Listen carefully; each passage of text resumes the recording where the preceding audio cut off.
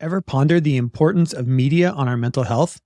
You're about to find out in today's episode. I'm your host, Jeff Udick, and I'm thrilled to bring you an engaging conversation with Dr. Laura Erickson-Schroth. Laura is a key member of the Jed Foundation, focusing on safeguarding the emotional well-being and preventing suicide among teens and young adults. In our discussion, pay special attention to these two key points. First, how media literacy can empower young people to critically analyze the content they consume and its effect on their mental health. Second, the way in which storytelling in TV and film can be a powerful tool for shaping identity and coping mechanisms in youth. Before we dive into this insightful conversation, I want to take a moment to thank our episode sponsor, MoneyPickle.com. Educators, it's never too late to get savvy with personal finance. Money Pickle offers a fantastic opportunity for you to consult experienced financial advisors for free. These Pickle Pros are there to simplify complex financial concepts, making them easier for you to grasp and master. Empower yourself with financial knowledge, all thanks to MoneyPickle.com. Head over to MoneyPickle.com/shiftingschools to start your financial learning journey. With that, prepare to dive deep into our conversation with Dr. Laura about the significant role of media in influencing mental health. It's going to be an insightful journey. And with that, on with the show.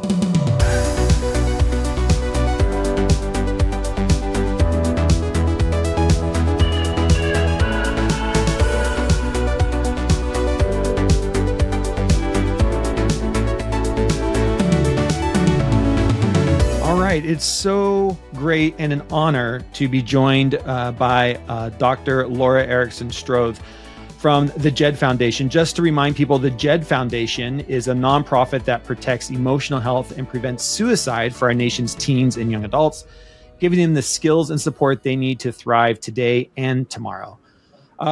Laura, you are here to talk about how that work links to media literacy and our representation in TV and film.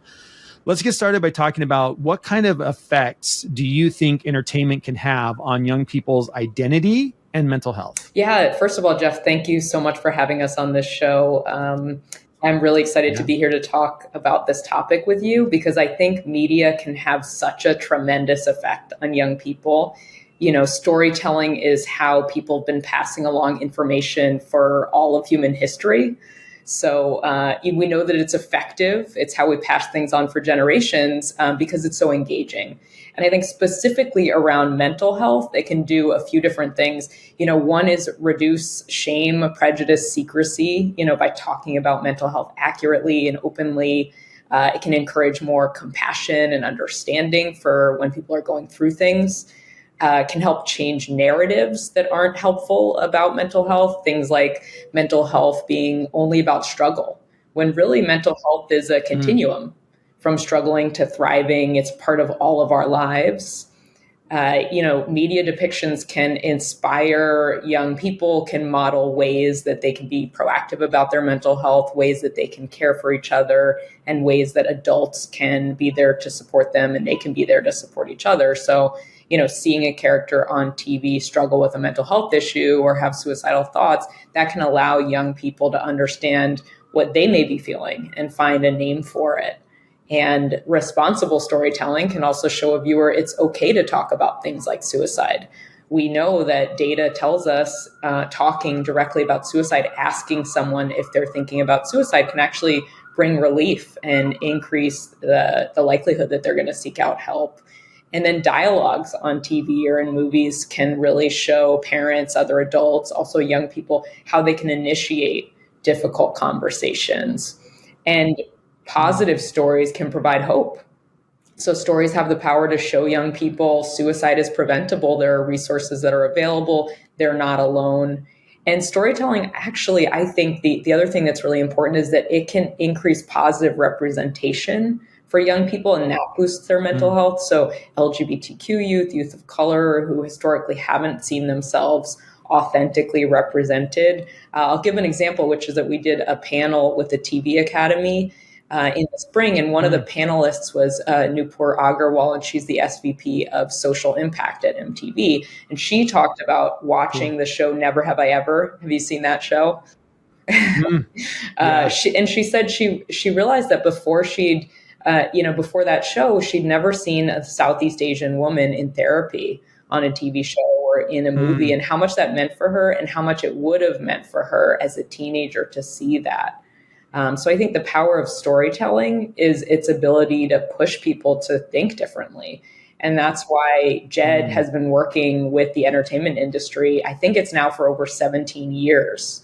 And we work in the media space in a couple different ways. One is we produce campaigns and educational videos ourselves or in partnerships. And the other is we work with the entertainment industry to improve depictions of youth mental health. That's through something called our Storytelling and Culture Change Initiative. So in terms of the content creation, we produce educational videos. We have a partnership with YouTube where we're producing videos about depression, about alcohol use, opiates, eating disorders, PTSD, OCD. We have a campaign called Seize the Awkward, which is a joint effort with the American Foundation for Suicide Prevention in collaboration with the Ad Council that helps young people to have the tools to have conversations to support each other. And the most recent PSA from that is with Megan Thee Stallion. And she talks about, how it's okay to not be okay and how she gives and receives support from her friends. And then, we also work to help change the entertainment industry and how they depict mental health. So we provide, expert consultation to entertainment creators to help them tell, accurate, compelling, diverse stories. We have partnerships with groups like MTV Paramount, with Spotify, with CAA, USC's Annenberg and Center for Scholars and Storytellers. We're a founding member of the Mental Health Storytelling Coalition. And one of the lead authors on what's called the Mental Health Media Guide, which is actually a really great resource for entertainment professionals to learn how to tell authentic stories about mental health. That's fantastic. Is there anything, I just think about teens today, and I do a lot of work with school districts around teens and social media. Is there any play into this idea of storytelling? I think is fantastic. And I think we a lot of times overlook social media as also storytelling in ways that it can be. Specifically today, we have a lot of teens that are hanging out in Instagram with Instagram Reels or Shorts on YouTube, as you mentioned, but also in places like TikTok. Are you doing anything in there to get these stories out, in front of kids where kids are? I think it's one thing when we talk about, full-length films and things like Never Have I Ever that are on television is one way, but the short form content, are you finding any impact in that space? Yeah, I'm so glad you asked about that, because that's one of the areas that, we love to sort of get involved with. So, we provide direct support for entertainers like actors and musicians, but also for influencers, to help them explore how do they want to engage around mental health? How do they want to tell their stories, respond to fans who might be reaching out to them? Because actually they receive a lot of messages, especially from young people who are going through difficult times, and they're not always sure how to respond to them. So we can help them to figure out how to get young people to resources. We had a collaboration also in the spring with Snap, where we did an event with them and provided influencers that work with them information on how to talk about, mental health in ways that's the most effective and most helpful. I love that. What are some misconceptions about mental health that you see frequently play out in film and TV? And what can we do to better address those misconceptions? Yeah, I think sort of taking a step backwards and looking at the big picture, I think we're not seeing mental health enough in film and TV. I think the way that it affects us in real life isn't what we're seeing. So, if you look at the research, over 20% of Americans are experiencing some sort of mental health condition. But according to, there's a report from Annenberg at USC that they put out where they look at the top films coming out each year. And you can see in that report that only 2% of characters across the top films in the last year had a mental health condition. And that's a big gap. Of that small percentage of characters, about half of them are showing mental health conditions in ways that dehumanize them, trivialize the issue. There are a lot of, characters' conditions that are used as the butt of a joke. something that you're going to hide from your friends or family. And I think there are a lot of potential opportunities there to address, you could have the protagonist have a mental health condition that they can manage, that we're showing them manage, increasing visibility, again, of particular groups of young people, showing that culturally competent care can be available. And then I think there are misconceptions about particular things that come out very often. And I think the two most common that I see are violence and suicidality.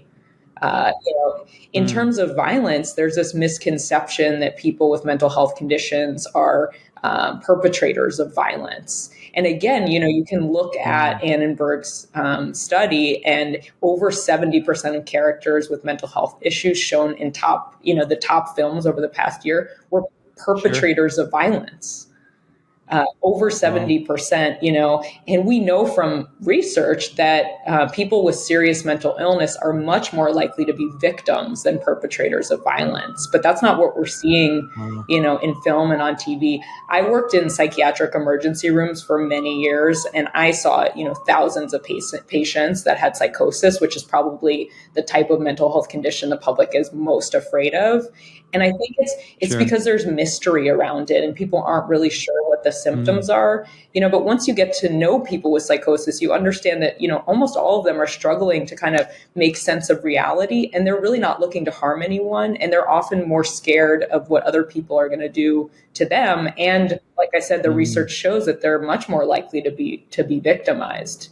And then I would say the other big topic is suicide. So, again, like I said earlier, the idea that if you talk about suicide, it's going to give someone ideas, right? Or make them think about suicide when they hadn't been thinking about it before. But in reality, talking about suicide and bringing it up with someone who is having suicidal thoughts actually typically provides relief and encourages them to reach out for help. So there are a lot of ways that suicide is depicted in film and TV that I think could be improved. I think it's important, for example, not to talk in detail about like the method of suicide. There is evidence that can trigger people who are thinking about it if you depict it on TV. The other thing is romanticizing it. A lot of times, people think from watching TV and film that once you die by suicide, people are going to pay more attention to you, or that there's some kind of like glory in it. Another thing that comes up is suggesting that if someone wants to die, there's no way to change their mind, that it's kind of inevitable. We often see that kind of shown in film and TV, but actually in reality, most people are ambivalent. Most people have reasons to live and have reasons that they're thinking about dying. And most suicides are impulsive. Suicidal crises can be really short-lived and people can get through it. It can escalate quickly. But then, once you get through it, if you're able to get through it and you have help, 90% of people, even who've had a serious suicide attempt, don't go on, to die by suicide later. Another common one that comes up is showing suicide as selfish, something that someone does to hurt other people, when really people who are thinking about suicide often kind of go into tunnel vision. And what they're really thinking about is, that they're a burden to other people, that they might be better off, other people might be better off if they weren't around. So there are a lot of these kinds of stereotypes around suicide. And I think, overall, we need to push the message that, mental health is this continuum, like I said, from struggling to thriving. And a lot of times it's depicted as either someone has this, very serious mental health condition or everything's fine, when really, so many of us go through mental health issues, and it's a normal part of life. I love that. Talk a little bit more on kind of a bigger scale of the work that Jed does. We've been focused very much on media literacy and the media side. But let's just take a moment and pause here and just talk about what is the work that Jed does. And for a K-12 educator listening to this, how can a foundation like Jed support that? Absolutely. So Jed was founded by a couple, Phil and Donna Satow, who lost their son Jed to suicide while he was in college. And so what they did was they went to the president of the college and they said, our son died by suicide and we want to help prevent other students from dying by suicide. What kind of programs or policies do you have in place? What can you do? And the president said, I'm actually not sure. There's nothing in place for us to go to. There's no sort of rubric to use. And that's how the Jed Foundation came about. So we started initially working with colleges. And now we've worked with over 500 colleges across the United States. A quarter of U.S. college students are attending what we call a Jed campus. And we also now over the past few years have developed a high school program. And we're starting a district level program. So we have 18 districts that are starting a pilot program with us. This year, and we're looking at things on a systematic level.